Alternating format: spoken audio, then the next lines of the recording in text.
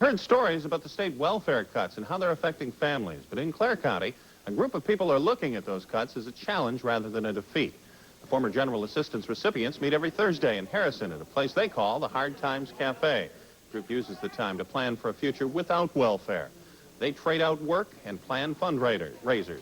Every week, the Hard Times patrons get a free meal served by about 20 volunteers. But these folks say they're not looking for a handout. They want to make it on their own. We'll work for what we can get, minimum wage or whatever. Because like I've told people, even minimum wage is better than no wage.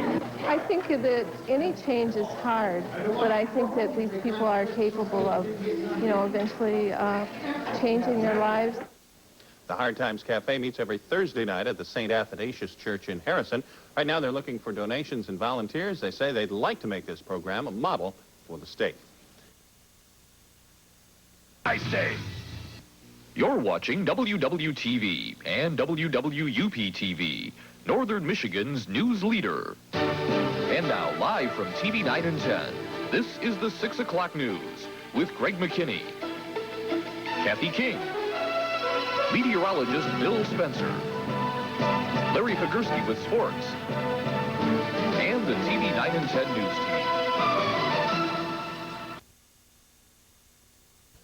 County, it seems people still believe in the old theory of pulling yourself up by your bootstraps. About 30 people who used to be on general assistance meet once a week to draw up a battle plan for their future. TV 9 and 10's Amy Robinson reports on the Hard Times Cafe. Stimson, Brian, you want to raise your hand? Brian needs somebody to help him cut wood on shares. So you'll split the wood if they help cut it? It takes a lot of work to get your life back on track when you're starting out at ground zero. These folks used to live on general assistance, but that all ended with the state budget cuts. Now they meet once a week to put their heads together and figure out how to make it on their own. You can find them every Thursday night at the St. Athanasius Church in Harrison, affectionately known to this group as the Hard Times Cafe. Well, when you don't have no income of any kind, you got to go someplace and try to organize stuff to get things going for people. And maybe I ain't doing much, but I'm trying. We are doing the best that we know how. And I have every confidence in the world that this program is going to work. The Hard Times Cafe runs on volunteers and the enthusiasm of its members.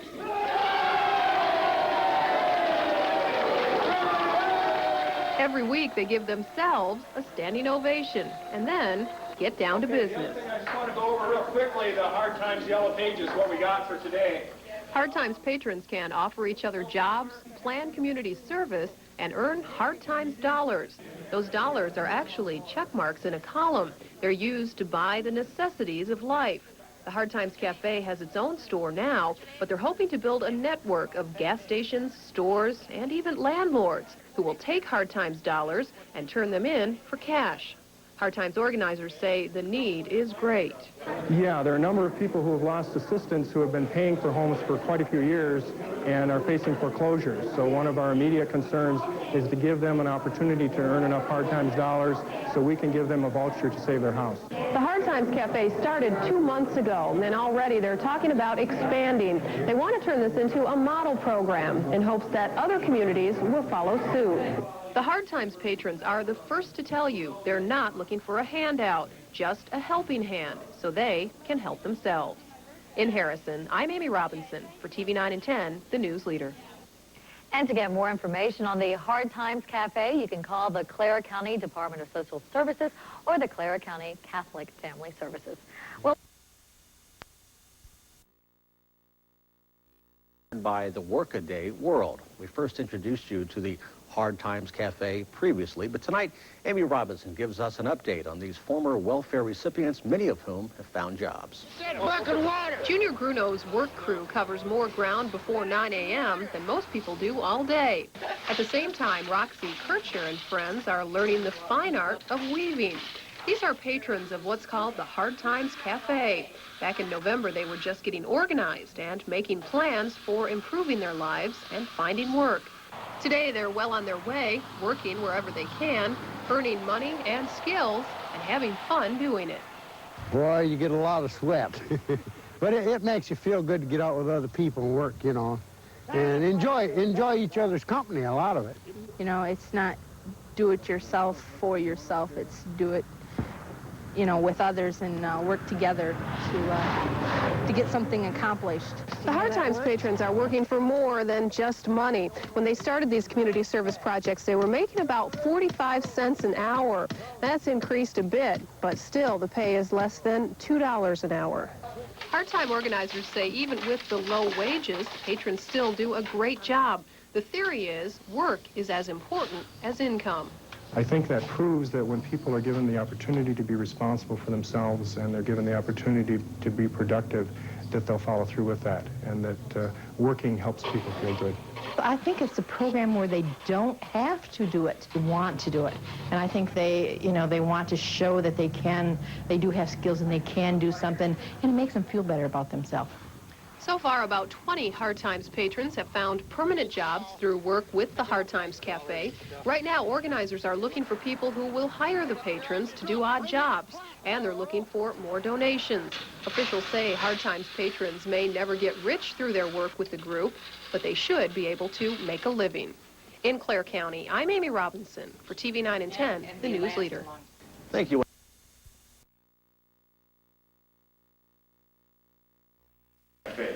And so we've got some patrons here with us. Lorraine's looking at me right in the eye, so I think she wants to go first. So let me introduce Lorraine Newton. Lorraine's been with the program for about a year? A year and a half, okay. And she's now one of our elders.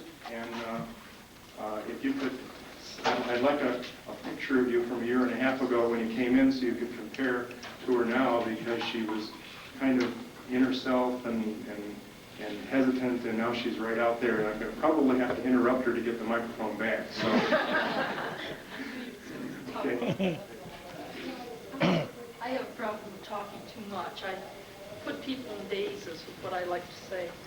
I'm a volunteer for the Hard Times Cafe, and I work at Mid-Michigan Alliance in their clothing resale department. And I am privileged to be able to talk to you about the Hard Times Cafe. About a year and a half ago, a friend invited me to attend this program. She was insistent about it, and I haven't been sorry since.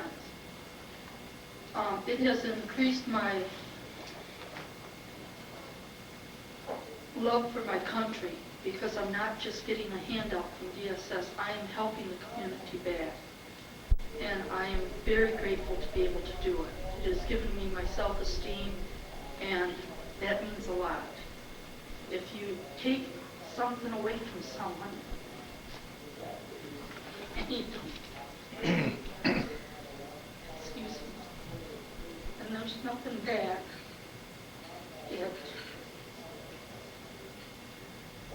it leaves you empty. And I'm very thankful for all the volunteers that has made this program possible. My first thought when I went to this program was for the Hard Times dollars. You know, everyone has a mercenary streak. But then as you get to volunteering, you see other people's needs, and that helps you to overcome your needs. And if it wasn't for the grants that we get, and I'm putting in plugs for everyone to talk about grants, a lot of people wouldn't come because of, you know, what's in it for me. And it's the hidden things, the self-esteem that you get, and the belief in yourself and your current work records that you get from working, and all the wonderful people you meet. And I just love this program. You know, I'd like to see one in every county. And it's hard, we've had our problems, and we've overcome a lot of them, and some we're still fighting with, you know. You put different people together, and there's bound to be clashes. We had a problem with not being able to get our program, our meetings going, because everyone would argue. And now we've got it where instead of arguing, we talk to each other, and that is a big improvement. And we help each other out. Whether if you hear someone needs, one person needed tuition for college, and someone loaned them Hard Times dollars so they could go to college. And these Hard Times dollars, you know, it's a handout in the beginning, but it's an earned handout instead of just just to give me, you know, you have self-contempt for yourself and anyone that hands you something, you know, you kind of, they're looking down at you and you're, inside you're not feeling good about it. But something that you've earned, every one of you have earned a paycheck, and you know how good it feels. It's yours. Well, I've earned my self-respect back, and I thank Bob and Gretchen and all the volunteers that's made it possible. And I'm going to hand this back to them.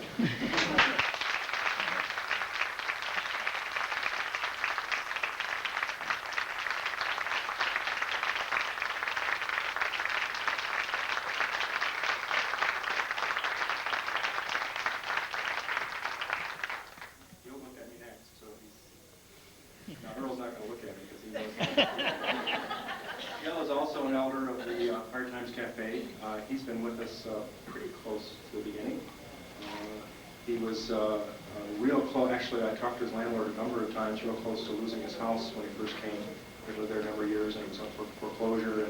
And through his energy and his efforts, his landlord, it's kind of an interesting story here. He was going to be evicted, and called his landlord and said he was earning Hard Times dollars and almost had enough to pay for it. She said, well, I'll give him a reprieve. And I told him how hard he was working, and Gil had told me that he was cutting firewood for his wood stove. This was in the wintertime, and they had cut a big log oak with a handsaw because he didn't have a chainsaw, and he spent a good part of the day cutting through that handsaw. And I told that story to the landlord, and the next thing you know, she sent him a face cord of wood. And then when we sent her the check that he had earned in Hard Times dollars at the exchange rate to cover the rent, then she gave him a reprieve and gave him a few months to get on his feet, and now he's paid his back taxes, and he's not working for Hard Times dollars anymore because he got a part-time job. One of the places where he was doing community service work liked him so well they hired him, and but he left them because he was offered pretty close to a full-time job just a few weeks ago. So, well, like Bob said, we were on the verge of losing our home. It was right after GA was eliminated, and work was very sparse at the time. I received the ad on Hard Times Cafe, and I just went down to check it out and see what it was all about. I was kind of skeptical at first, like most people, going into something that you really didn't know what you were getting into. But over the past year or so, we've gained a lot of insight on people's needs in our program. We found that we all had a common goal, that we all wanted to get better suited in life, like everybody else. I started out as a patron and went over to the Mid-Michigan Alliance like some of the other people. And then there came a time where they started a new program called MIC. And so they needed extra help doing that, so they hired me on part-time after I went with them through hard times. And through that, I gained some work status and stuff, and then I finally ended up with a job at McDonald's there in Harrison. Now I'm a maintenance man there, taking care of all the stuff in the store and everything. My wife, she has worked with the program also at Mid-Michigan Alliance and gained her self-esteem back like I have. And she has worked for McDonald's for over a year now, and she has just got a promotion where she's the second head cook on the breakfast shift. And she's been there just about a year. And quite frankly, if this program hadn't come about, I don't think we'd have our home right now, because it was that part of, as far as us having any way to come up with the funds to pay for the taxes or pay the house payments or anything like that, there was non-existent. This program has given me a lot of self-esteem, and really the whole body of people there as a total family. We have one of my friends, Randy, about 3 weeks ago now. People from Hard Times went out there and helped him clean up what was left of his home after it burned down. And now he's got a trailer moved back in to temporarily moved in until he gets something else started. But all of us from Hard Times helped him in with the hospital, and then it's basically what we do with each and every one of our members there. Thank you.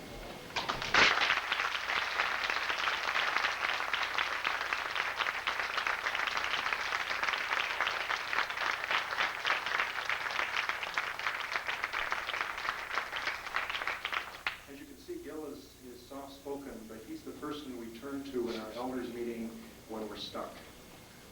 Okay, what are we going to do about this? What's going to happen? And Gil just kind of sits there and comes up with these beautiful solutions and these suggestions that had missed everyone there who's talking so fast and trying to figure out what to do.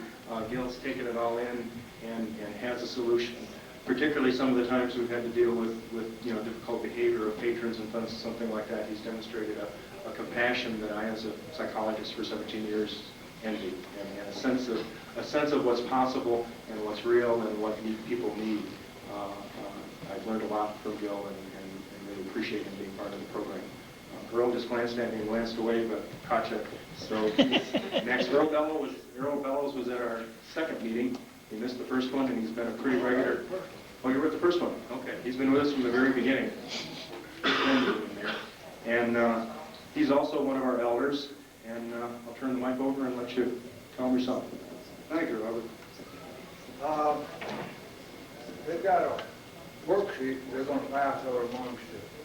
And what this is about is like the rain said. Excuse me. You're working, you're not working, to have something due to you. I don't know if you can hear me without this or not. But anyway, okay, that's better, huh? People work for what they get. And we've got about 8 job sites, like Mission Alliance, Dog Pond, on down the line. And we send people out to these job sites to work. And this sheets I give, I was stingy. I only brought one to the table, so you don't have to share. But we've got 12 points on there, 0 to 5.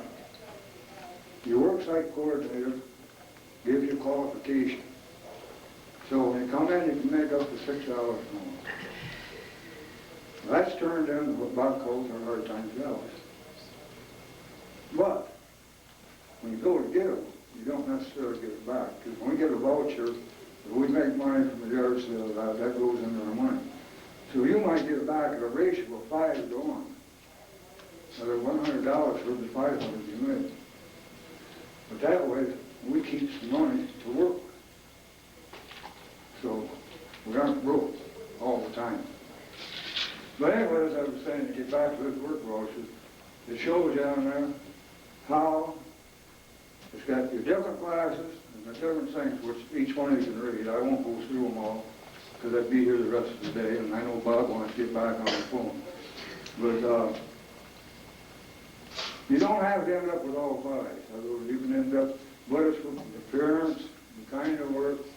And like I said, you can visualize that amongst yourself. You'll have lots of time to read it over. Sorry I didn't bring more. That's about all I got to say about this program.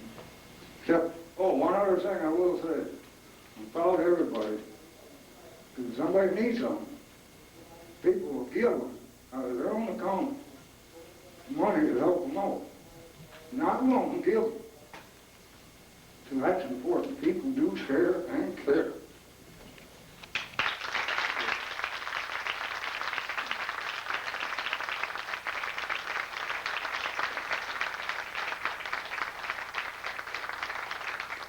One of the first systems that was discussed in the Hard Times Cafe was our own, how to help people who haven't earned enough through the Hard Times Dollar system yet. And they set up their own little Department of Social Services within the program. And it's very simple. You just ask for help. Just let us know before the meeting if you need something, And in every case, when someone has come up with an eviction notice or a shut-off notice or something like that, sometimes it doesn't even get that far. There's just a piece of paper that seems to be floating around through the meeting saying somebody needs something for their rent, and lo and behold, they show up at the voucher table and they've got a bunch of Hard Times dollars transferred into their account and enough to handle it. So it's people pulling together and helping each other, and Earl has a lot has put a lot into that, and I think it was you who had a lot to do with that initial system when we were talking about it, and came up with a real simple suggestion. Let's just ask for it, help each other out, and that's what happens. Geneva is the fourth patron that we have with us. She's been with the program pretty close to the beginning. Not working for Hard Times dollars anymore because she's also working as a regular job. And I'll turn the mic over to her. I'm sure we could talk all day about Hard Times. There's so much to say, but I've written some of the very important points I would like to get across to you. I hope you can hear me because I'm not used to have this either. Anyway, I feel that Hard Times Cafe is a valuable part of our community. It's geared toward low-income people and no-income people. And as volunteers in our county, we work at different sites, like you've already been told. Also do community work like clean up the high school grounds. And we planted flowers along the highways and places in our county. And in return, we experience working together, developing skills, and improving our lives. And the donated funds that we get help each one of us because we get help in emergencies. Many people have saved from being homeless. Many are just need help with their utility bills. But the Hard Times dollars we get are points like on paper. But they do go to pay for different emergencies that anyone has. Many of the patrons have found jobs, part-time jobs. Many of them have found full-time jobs. And they have earned, gained self-esteem, self-confidence, and improved their lives all the way through. And we also add to the emergency fund by having bake sales and car washes. And Bob and Gresham make sure the patrons, make sure the funds are distributed fairly, and the patrons do their share of volunteer work. No one gets a free ride. Everyone earns what they get. And every one of the patrons do what they can to help the program work more efficiently. I'm sorry, like I said, I'm not used to speaking up front. I used to be a sewing machine operator and got a little tired of running around the country to the cities, working and cleaning up most of my salary out in rent. And I got my own home.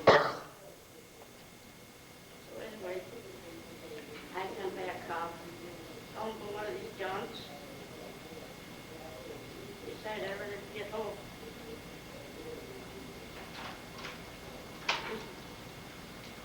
Let's talk about myself. Anyway, I got home, I started getting laid off because of the economy. Find your job.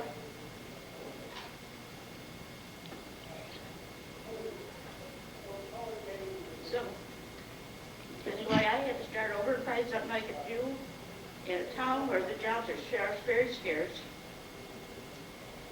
So we're thankful for Hard Times. People who have nowhere else to turn are helped by the Hard Times Cafe.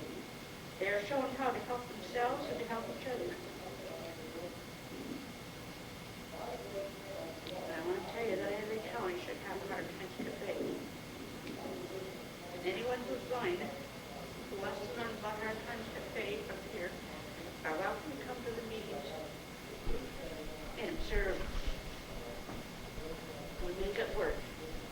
And I'm sure that in any county,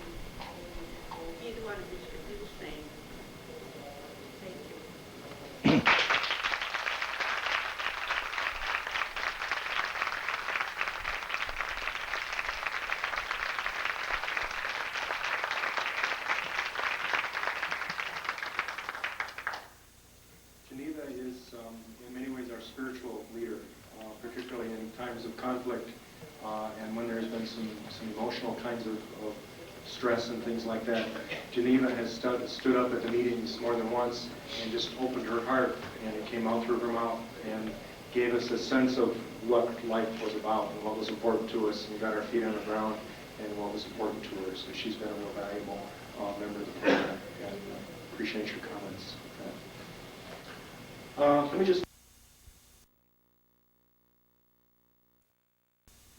Track team will be able to host its first home meet.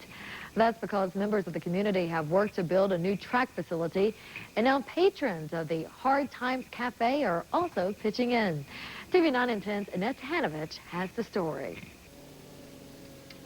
Patrons of the Hard Times Cafe grabbed some rakes and got to work on the landscaping at the new Harrison High School track. I enjoy working on some of the Hard Times projects. It makes me feel like I'm putting something back into the community. It makes me feel like I'm not useless. You know, I'm doing something to help people out. In the past, the team always competed at other schools because the Hornets had no track of their own. The community has pulled together to make this new track possible by either raising the money needed or doing some of the actual work. And patrons of the Hard Times Cafe say they're glad to be a part of that community effort. Their work here is saving the school thousands of dollars. They don't have to go out and hire the labor and the work to put it down. And this way we can get Hard Times dollars affected, and these people, this is how they earn their livelihood, basically. Without us here, it wouldn't be done, or it would take the maintenance here at the high school several weeks to do what we've done in just a few hours. By doing community work, patrons earn Hard Times dollars, which they use to pay for daily necessities like food or transportation. But it's also restored the confidence and self-worth of people who have stumbled on hard times. Now the patrons want to help others. We're trying to make it better for all the people that have lost, not just our group. The community work has also helped patrons find new jobs or gather the courage to go back to school. In Harrison, I'm Annette Hanovich for TV 9 and 10, the Newslater. A new program called Community Cafe has been established in Alma. It was modeled after the Hard Times Cafe.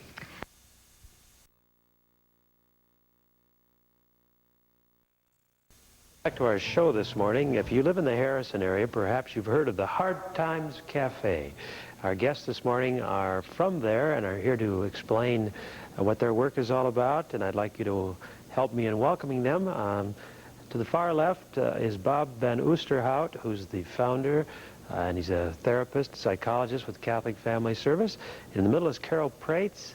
Carol is one of the elders of the Hard Times Cafe, and to her left is Earl Bellows. Welcome, Earl and Carol and Bob, to our show this morning. Thank you. We don't often have three guests, so it's really nice to have all of you here to speak about the Hard Times Cafe. Now, as I said, a lot of people in the Harrison area would probably be familiar with these words because you've been serving the community for quite a while, but why don't, to help the viewers who may not be aware of it to understand your work, let's paint a little picture of the history. Carol, why don't you begin telling us about how the Hard Time Cafe began? Well, it came about a year ago and was started in November, the 14th actually, of last year. And it's because of people losing their ADC and their GA and low-income families. There was a deep need for it in our community. So it began out of a felt need where with some of the changes in the grants in Michigan, people began to lose Loss some of their income, yeah. Yeah, and so the cafe was born out of necessity. And you were one of the founders, or the founder, I'm not sure. Bob, why don't you tell us, pick up the story and tell us how it kind of began. I approached my supervisors at Catholic Family Services with a suggestion about a support group for people who had lost general assistance, and contacted Gretchen Wilbur, who's the volunteer coordinator for Department of Social Services. And we got together, and about 2 weeks later we opened for the first time.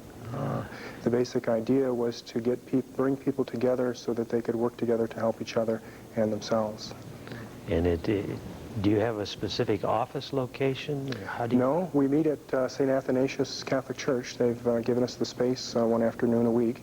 We meet on Thursday afternoons, and we start out by serving a meal. We have about 60 volunteers who help the program in a variety of capacities. And the meal is served to the patrons. They don't stand in line. It doesn't resemble a soup kitchen. A big part of the program is to help people to feel welcome and important and accepted, and to respect the dignity of each individual. Well, Earl, how did you happen to find your way to the Hard Times Cafe? Did you hear about it from somebody else? Well, it originally come through a flyer that they started, and more or less the people stopped in there to find out what was going on. And the majority of them have actually found out and got involved with it, or still staying with it. And one of the key parts of the Hard Times Cafe is to help people not only to meet their immediate needs, but to develop some ongoing skills that might help them in the future. And you've been involved with work projects. Earl, can you tell us a little bit about that? Well, we have about 4 sites that people go out and work in, and then we started up another one, community affair, helping other people with their houses, and people are actually helping themselves. And then you get a work voucher, or I'm not saying that correctly. Why don't you explain how people are paid? We have a system called Hard Times Dollars, and patrons earn Hard Times Dollars in a couple of ways. First of all, they earn it during the meeting, demonstrating good thinking, planning, and organizing skills. The patrons make all the decisions about the program. All of the decisions are made by the patrons on Thursday nights, and our organizational chart, which we drew up, has the patrons at the top. They make all the decisions up there. So every time someone has a good idea or contributes to the process in some way, they earn a Hard Times Dollar. And then they also earn Hard Times Dollars for doing the community service work, as Earl said, and they're paid according to the work habits they show. They have 12 criteria that they're rated on each day by the supervisor, and for example, they get 50 cents an hour if they show up early. They get another 50 cents an hour if they work at a steady pace throughout the day, another 50 cents if they plan and organize their work, another 50 cents if they're safe, on up to the 12 criteria, so they can earn up to 6 Hard Times Dollars an hour. Now, what do you do, Carol, with the Hard Times Dollars? Spend them for necessities, gas vouchers to go back and forth to work, to school. Some of us have gone back to the college and high school to get diplomas and graduate and get a good paying job, so we don't have to depend on our communities always to support us. So we use them for rent, house payments, taxes, food, all around medical use. How has it been for you to, I asked Earl how he got involved, how did you happen to hear about it? And Well, originally we got the flyer and we decided, well, we'll go see what it's all about, half-heartedly, because we was in the dumps, and we just went down there and they had that warm meal and they had people there that we knew, and you felt all at once, you just felt at home, like you was where you needed to be, you know. And they always welcome everybody down there, whether you're got a family or what it is. They just do it. Makes you feel like you're at home. Now, you are what is called an elder, both you and Earl. I guess there are 8, is that correct, of you? And what's the responsibility of the elder? Well, we talk about things that need to be brought out to the patrons. It might be new work sites. It might be, we don't really have any rules down there other than you got to go on your own behavior, and we just talk about picnics that we might have, because we've done the Adopt a Highway program twice this year, and we met with another group called Community Cafe that was started through our group, similar to our group, and we talk about doing things for other people. So you are like the coordinating body of the Hard Times Cafe, would that be fair to say? The elders also supervise other patrons who have administrative responsibilities. We have a person who coordinates the work sites, and a person who is coordinating our home improvement project, where the patrons are working together to fix up each other's homes, and a person who handles all the record keeping and things, and so the elders supervise them. So you have a lot of extra responsibilities within the community. Well, the thing of it is that there's certain things. Our meeting is so short a period that we more or less go through and then bring up on the floor in front of the group the important things that has to be handled, and then whatever's left over, we bring that up too, according to our time limit. Well, that's great. And it really gives you some managerial skills too. It sounds like to be coordinators must challenge you at times to supervise somebody is not always so easy, and to help somebody grow. Carol, has it been interesting for you to do this? Yeah, because so I developed a lot of new things. I knew I had it possible, but wasn't always sure. I've become more sure of myself and feel more secure in a lot of ways. And we also recently added a part of the program called Service to the Heart, where people can work extra hours and then reduce the ratio. Instead of 5 to 1, it would be 4 to 1 with 25 hours. And service to the heart is real important. Doing it for others is real important. Not always just taking and getting. Yeah.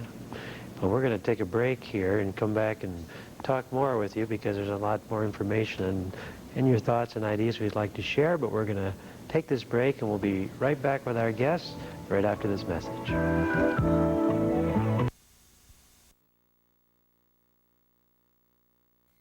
Wonderful things you do there, and trying not only to meet the specific needs of people, but bringing people together to work together, creating and developing skills, enhancing the motivation people have, and also looking for new opportunities for people who have been on public assistance in some way. And when the changes happened last year, it really sounds like a coping kind of strategy to make some new plans in your life to help, and it's really taken off. I see in your literature that you've helped, or not helped, but have had 150 persons affiliated with the Hard Times Cafe in some way, shape, or form, and that 55 people have found employment. That must be very encouraging for you, and that 20 people have gone back to school. And Carol, you said that yourself. Now, this partly started, I guess, with also the Campaign for Human Development.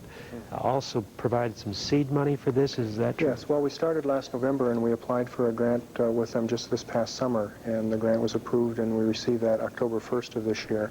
So that will fund somewhere between 10 and 25% of our voucher fund, which goes for necessities that the people earn through their Hard Times dollars as a community service work.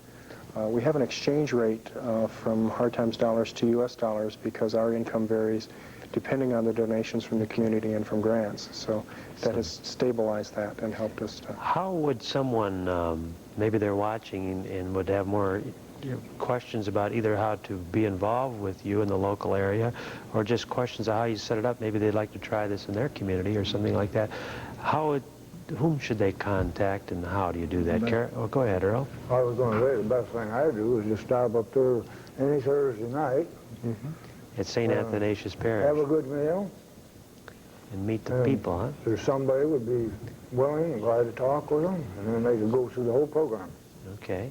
Or I suppose they could call St. Athanasius Parish, and they could give them your numbers, and they could specifically ask questions. Or more easily, they could call either myself or Gretchen Wilbur directly. Her number is 539-4258, and I can be reached at Catholic Family Services at 773-9328. Well, it's a very creative response that you've done, and from talking with both you and Carol earlier, it sounds like it really has met a need in your own lives, and has given you some new hopes. You said you went back to school, huh? Yeah, I was a procrastinator. I put off until tomorrow what I could have done and should have done often, and Hard Times Cafe has given me the idea that don't put it off. We can't wait no longer. We can't blame others for our own situations. We have to learn to take responsibility, and people are learning this and going about their work and paying their own bills and feeling much better about themselves. And if I had to describe Hard Times, I'd say 2 words would be infinity and imperative. Unable to avoid the situation any longer, and infinity is to no limit of time or space that this program could last. Well, it's a very creative response in the local community. Congratulations to all of you for all that you're doing, and we hope you're very successful. I'd like to add one thing to what she said. And our main goal is improvement. Okay, to help which people. Which affects everybody. That's a good way to end this segment. We are very grateful for you coming down from Harrison to be on our show this morning. Okay, thank you. We turn now to our final video. It's a little early.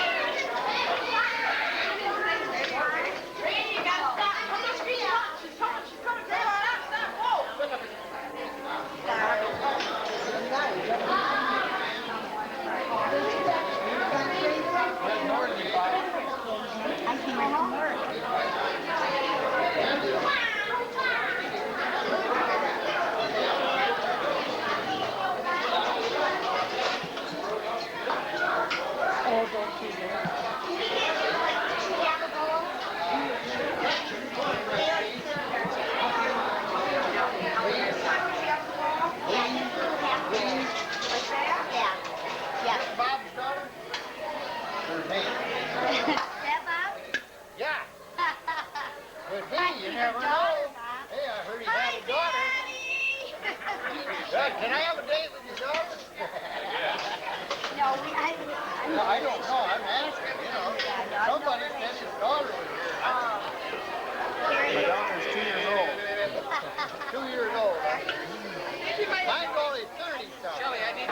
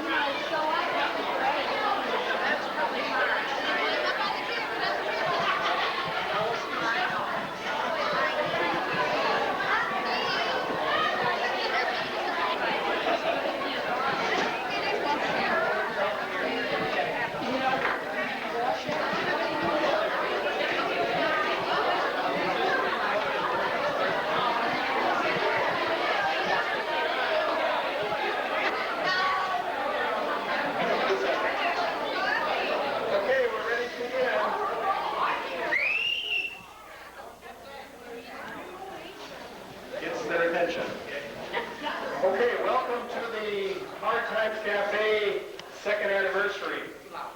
Too loud?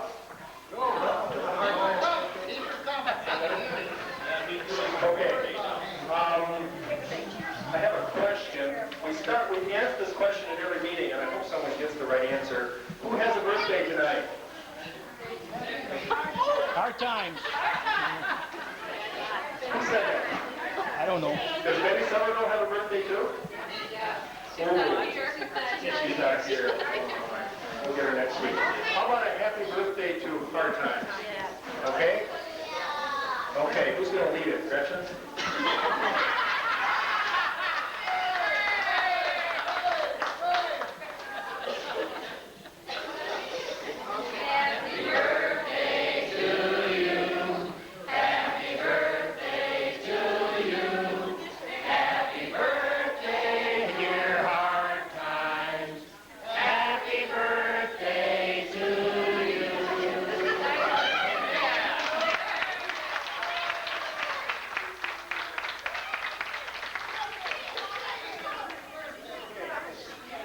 We're going to, because of the celebration and the occasion, as soon as it's quiet, we can start. Okay? That will help. Okay. We usually start our meetings with a show of appreciation for everyone who's here, because everyone needs appreciation. Everybody here is doing something important in your life. Other people may not see it from the outside, but you know, everyone here, that there are some things in your lives that you're doing that are very important, and probably some things that you don't get enough appreciation for. Some things that maybe not many people know about. Okay? And maybe those things are thoughts or ideas that haven't quite germinated and are still moving, but everybody in this program has been improving, and the main people that are responsible for that, because, as I said earlier, it's very simple. If we didn't have volunteers, we wouldn't have a program. Okay? So instead of showing the appreciation for all of us, we want to reverse the process. Okay? We'll do that a little bit later in the program. The first part of the program is to really honor the people who made this program possible. Okay? And most of them work behind the scenes. There were a few out here up in front who are helping out, like Clarence is behind the camera right now, and Terry. Are you ready? Yeah. 1, 2, 3.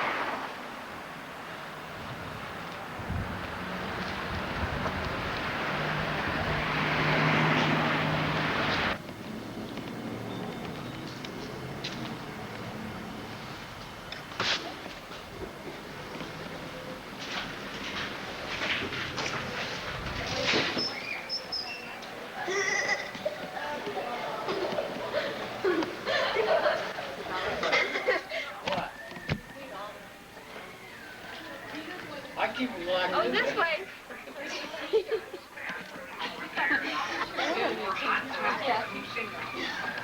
Okay, come on now. We're watching house here. Oh, poor woman died. Well, she could enjoy it. Person could lease out the big house, move in here. Creative financing. Whatever happened to this uncle? Oh, he was diving for abalone off of Point Ridge. Oh, sorry. You know, your aunt was quite a painter.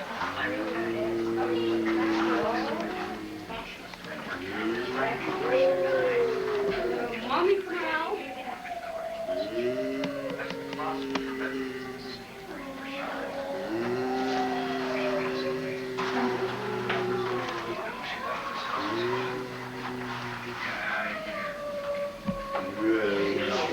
No, it's time to go back in your closet. Go back in your closet.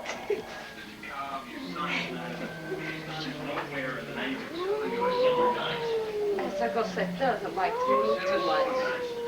And I ran and I dove in. There's the car. We got an ATV out there. It was the house. It was the house that did it.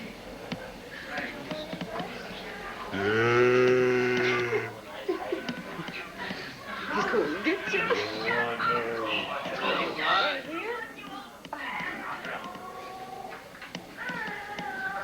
Never mind all our little cockroaches. Excuse the ghost, too. Here we have our head. That we feed the cockroaches to every night. He just loves them, don't you? Over here is a witch making our stew. Watch out for that cat, she'll bite you. She's trained. She likes some bats and cockroaches. Or would you like to be the next course? Now we visit the laboratory and graveyard. My cockroaches, I need them for my stew. Doctor.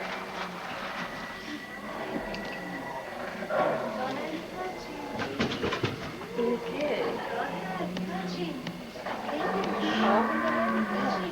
Sick of Wolfie.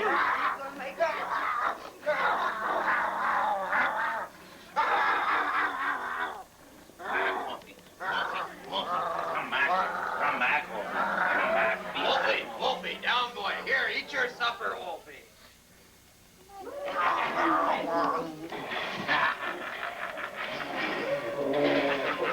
Renfield.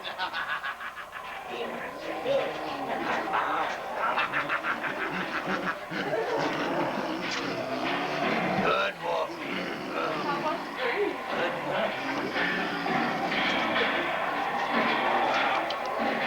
Yes, we have friends. Nice and fresh friends. You need to attach it, master. Yes, you do.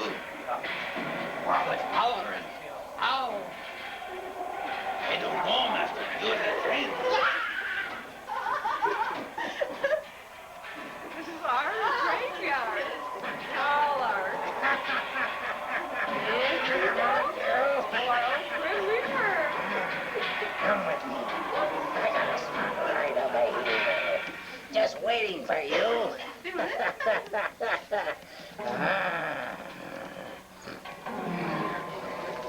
So Dracula.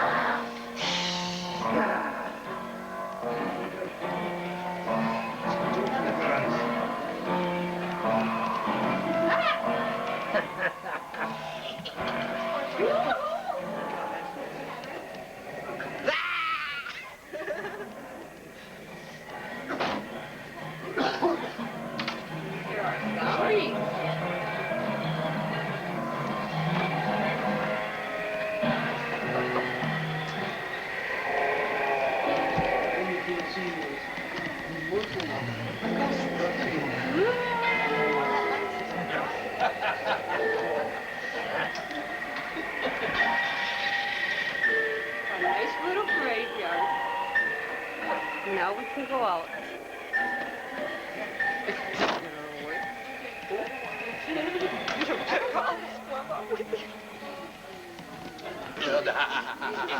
My friend, my companion. Gotta get the wolf man out. Our dumb mummy. Our dumb mummy. Our dumb...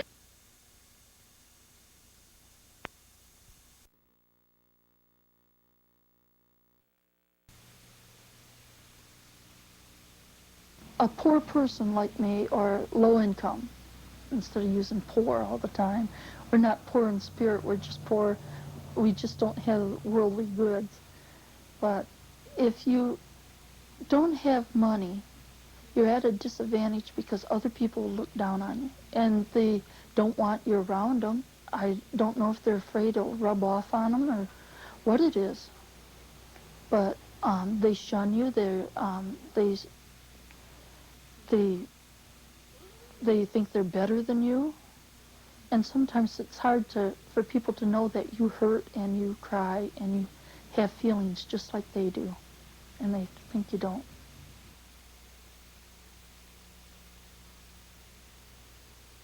There are many types of poverty. Certainly there is financial poverty, but there is also poverty of opportunity. There is the poverty of not being able to provide for yourself or your family, or gain equal partnership in your community. It is our responsibility as caring people and as Catholics to aid, to understand, to protect the dignity of all people, the poor, the vulnerable, the victims of difficult circumstance. What do you think about poverty? How do you feel about people on welfare? The welfare of people is an urgent national priority and a moral imperative. The bishops of the United States have said that the current considerations of poverty are a test of our nation's values and our commitment to the least among us. Let us see the faces of those who sometimes go unseen.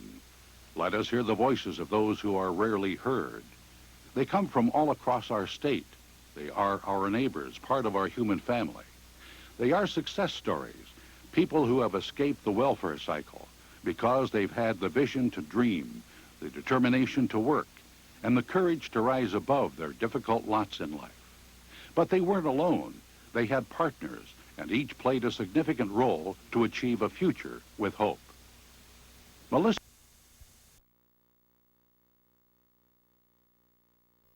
determination and hard work, she has risen to a new level of self-sufficiency. Lorraine is an active participant in the Hard Times Cafe, a program in nearby Harrison that empowers the disadvantaged and restores their human dignity. Hard Times are an organization for low-income and no-income people, or people that feel like they need help, whether it's emotional or financial. You don't get much financial help from it, but a lot of emotional and growth, to learn how to grow and to improve yourself.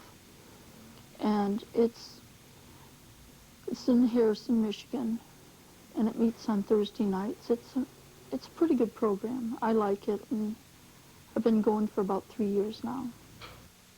My ex-husband, when my husband and I were married, he was in the military, and he got out after 17 years, and we had 6 children. And he didn't get a job. He went into college, and then we ended up divorced after a few years. But we had to get on ADC. It meant the difference whether my children and I, or we had a home, whether we had food, or clothing, or anything, heat, lights. It meant everything to us. It was, sure, it was a good cop-out. I could have probably got a job, but who watches 6 children? One worker here has one little baby. She's paying $320 a month for a babysitter, and she only gets minimum wage. And she's not getting ahead. All she is working. She's not, it hasn't got her off from ADC. It hasn't done anything except paid for a babysitter, so she's not home with her baby now. My biggest obstacle for getting off from ADC was feeling that I could work, that someone would hire me. I'm overweight and I'm older, and I haven't been out in the workforce. And they always ask for your employment. When you fill out an application, it's always in the last 10 years. In the last 10 years, I haven't worked, except at home, and I've worked hard. And, you know, you just take and you try to get a job. You just try, and you hope and pray.